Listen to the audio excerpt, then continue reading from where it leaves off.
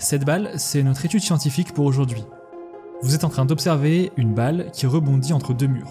Le travail que je vous demande est simple. Étudiez le comportement de la balle au fil du temps. Chaque fois que la balle s'approche d'un des murs, elle a tendance à rebondir et retourner vers l'autre côté. Lorsqu'une anomalie se crée, vous devez la signaler en appuyant sur le bouton. Vous n'essayez pas d'influencer la balle ou de deviner son prochain mouvement, non. Vous, votre but, est d'analyser les moments où elle s'approche d'un mur pour comprendre comment elle réagit. Parfois, la balle suit ce modèle et rebondit bien entre les deux murs, comme prévu. Mais il arrive aussi que la balle brise un des murs et sorte du cadre. C'est une anomalie, un événement inhabituel qui va conduire notre balle à sortir complètement du cadre et à rebondir dans le vide jusqu'à une prochaine zone où elle se retrouvera bloquée à nouveau entre deux murs. Je pense que vous commencez à comprendre, cette étude scientifique n'est rien de plus qu'une représentation du marché. Le prix divague sur le marché d'une liquidité à une autre jusqu'à casser sa routine habituelle pour partir vers d'autres zones de liquidité. Et cela se produit minute après minute, jour après jour, semaine après semaine, sans jamais s'arrêter. Si je vous parle de tout ça, c'est parce que récemment, un concept a beaucoup fait parler de lui dans le trading ICT. Un concept, ou plutôt une théorie, qui s'appuie sur ce principe clé du marché. Aujourd'hui, nous allons parler du CRT, le Candle Range Theory, la théorie du range des bougies. Nous découvrirons ce qui se cache derrière le CRT, de quoi il s'agit exactement et sous quelle forme il se produit, et enfin, nous verrons comment identifier les high probability pour que vous puissiez prendre des trades avec. Évidemment, pour tous ceux que ça intéresse, vous avez les notes PDF de cette vidéo sur le Telegram en description. Bon, pour bien comprendre ce qui se cache derrière cette fameuse théorie, il faut d'abord que je vous explique ce qu'est le CRT. L'idée est simple, il s'agit du principe selon lequel l'algorithme verrait chaque bougie comme un range. Autrement dit, cette bougie, en haut time frame, représente en fait un range dans une plus petite time frame. Chaque bougie possède un high que l'on appellera le CRH, Candle Range High, et un low, le CRL, que l'on appellera le Candle Range Low.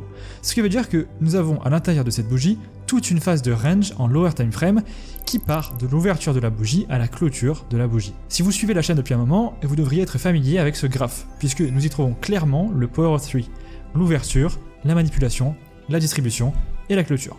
Bon, maintenant que vous l'avez en tête, on peut désormais regarder sous quelle forme se caractérise notre Candle Range Theory.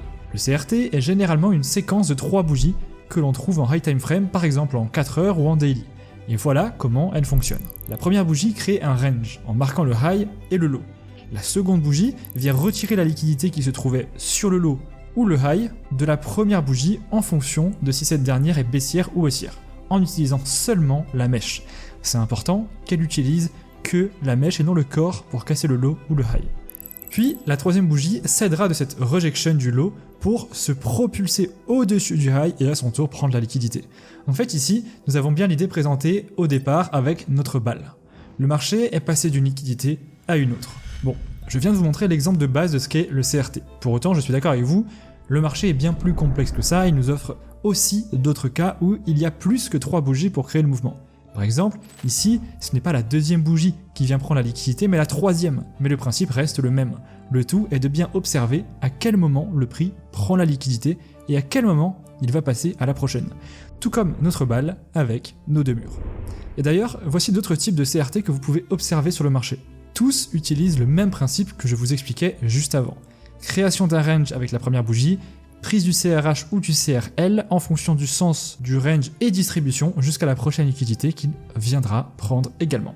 Bon, vous comprenez un peu mieux comment le CRT fonctionne maintenant, passons aux critères et aux règles qui régissent ce concept. Et oui, vous vous doutez bien que ça ne peut pas être aussi simple. En effet, il s'agit d'un concept applicable plutôt facilement, mais pour l'utiliser de la manière la plus efficace possible et repérer les CRT à haute probabilité, vous devez suivre des règles. Ces règles, les voici. Premièrement, vous devez chercher les CRT autour des niveaux clés, ce qui veut dire que la première bougie qui crée le range doit se trouver autour d'une zone clé, donc un PG Array, un order block, un fair value gap ou ce genre de choses. Nous verrons où se trouvent les zones clés juste après. Ensuite, la seconde règle, c'est la plus importante, le temps. Je sais que je vous le dis tout le temps, le temps. Le temps, c'est l'élément indispensable pour identifier les CRT au moment clé. Voici les périodes de temps clés sur le marché du Forex. 7h, 11h et 15h. Attention, il s'agit des heures françaises, donc si vous souhaitez celles de New York, les voici, 1h, 5h, 9h. Mais ce n'est pas tout, ce concept de temps est d'autant plus important lorsque l'on sait que le CRT est sur la high time frame, Pour rappel, vous devez trouver votre CRT en H1, H4, Daily ou plus. Par conséquent, lorsque vous voudrez prendre un trade, vous n'allez pas entrer en position en HTF. C'est pour cette raison que vous devez faire correspondre votre timeframe d'entrée avec votre timeframe du CRT. Je m'explique. Si votre timeframe dans laquelle vous avez trouvé le CRT est sur la période de temps monthly, alors vous devez prendre votre trade en daily. Et ainsi de suite, si votre CRT est en daily, alors votre entrée sera en H1, si votre CRT est en H4, alors votre entrée sera en M15, si votre CRT est en H1, alors votre entrée sera en M5, bref, vous avez compris l'histoire, toujours dans une timeframe inférieure. Bon, voilà, vous avez tous les éléments qui constituent le CRT. Passons aux choses sérieuses et voyons sur le marché comment nous allons pouvoir l'appliquer. Nous sommes en H1 sur EURUSD le 15 octobre. Comme vous pouvez le voir, nous avons le modèle de CRT parfait.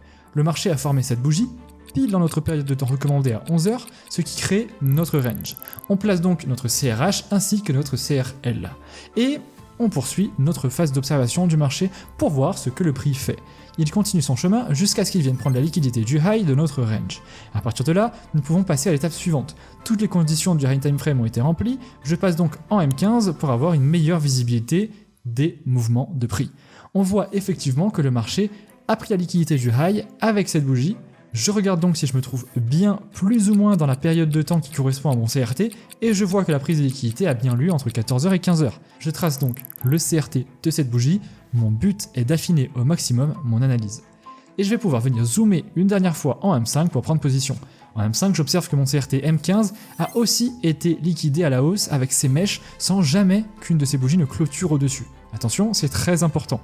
Les mèches font les dégâts, les corps racontent l'histoire. C'est une phrase d'ICT. Puis, je vais venir tracer mon order block que j'ai repéré ici.